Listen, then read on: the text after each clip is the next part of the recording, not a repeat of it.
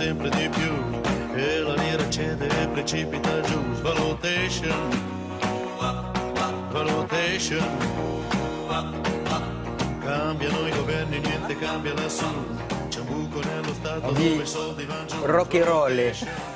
Rock'n'roll, c'est en italien. Pourquoi est-ce qu'on vous passe du rock italien? Tout simplement parce qu'on va parler de la mafia. Attention, la vraie, Gomorra. Je ne sais pas si vous vous souvenez de cette série sur une chaîne à péage, Gomorra, de Roberto Saviano, qui était le journaliste qui avait expliqué un petit peu ce qui se passait en Menacé Italie. de mort, évidemment, par la mafia napolitaine. Voilà. Best-seller, il en a vendu des millions, des livres. Et donc là, vous allez nous parler de cette ville, qui est un petit peu l'héroïne de Gomorra, qui s'appelle Casal di Principe. Casal di Principe, effectivement, elle est devenue connue, en fait, grâce à ce best-seller. Enfin, grâce ou à cause, puisqu'aujourd'hui, effectivement, elle a quand même une mauvaise image. Alors bon, on la connaît maintenant, tout le monde la connaît, parce que c'est vraiment une place vraiment très forte financière des plus puissants clans mafieux. Donc c'est du racket, c'est du blanchiment d'argent, c'est beaucoup de business dans les déchets toxiques. Voilà, ça c'est une chose. Et en fait, les habitants de Casal di Principe, qui est donc une petite ville près de Naples, ils ont bien compris qu'ils ne pourront jamais se défaire de leur image. Donc ils se sont dit, autant utiliser finalement ça et le faire en faire une force, en faire un argument positif. Donc ils ont lancé plein d'initiatives, comme par exemple une médiathèque, un musée anti-mafia. Voilà, ça ce sont des exemples. Et puis surtout aujourd'hui, il faut savoir qu'en Italie, il y a une loi qui existe depuis 20 ans, qui consiste en fait à ce que tous les biens des mafieux qui sont confisqués soient réutilisés pour servir à la communauté. Casal di Principe, ouais. On va faire un parc et un jardin avec l'argent de la drogue. Alors mieux que ça encore. Casal di Principe, ils ont 1500 habitations aujourd'hui qui sont considérées comme illégales. Eh bien, ces habitations-là, au lieu de les démolir, parce que ça coûterait des millions pour une petite ville qui n'a pas d'argent, c'est ridicule. Donc la solution, c'est quoi? On utilise ces maisons et on en fait des associations, des organismes caritatifs, pour des jeunes défavorisés. Voilà à quoi ça sert. Ça, c'est intelligent, c'est intéressant, mais c'est pas si simple que ça. Explication, regardez.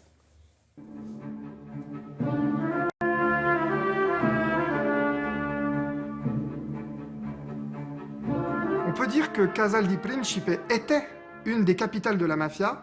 Capitale de la mafia, la Camorra, la mafia de Naples et de la région, la Campanie. C'est le berceau d'une mafia extrêmement puissante, extrêmement organisée, une confédération d'une trentaine de clans, surtout connus pour le trafic de déchets, qui enterrent les déchets dans des terrains avec les conséquences qu'on connaît, l'augmentation des cancers, la grande pollution. Pendant 25 ans, ils sont restés très soudés et ont pu conditionner toute la vie sur le territoire, en racketant toutes les activités économiques, des plus petites aux plus grandes, en ayant des appuis politiques. Les revenus du clan des Casalesi, légaux et illégaux, pourraient avoisiner les 30 milliards d'euros. Donc c'est colossal, mais ça, c'était avant que la magistrature commence à faire des grandes affaires, des procès. On aurait pu penser comme ça qu'il n'était pas possible que cette ville se libère de la mafia, mais aujourd'hui, l'élection d'un maire ouvertement anti-mafia est une révolution. Mais aussi toute l'activité dynamique anti-mafia qu'il y a semble démontrer le contraire. Notamment en dynamisant encore plus les biens qui sont confisqués à la Camorra. Les confiscations, c'est par milliards. Mais une fois qu'on a ces confiscations, qu'est-ce qu'on en fait?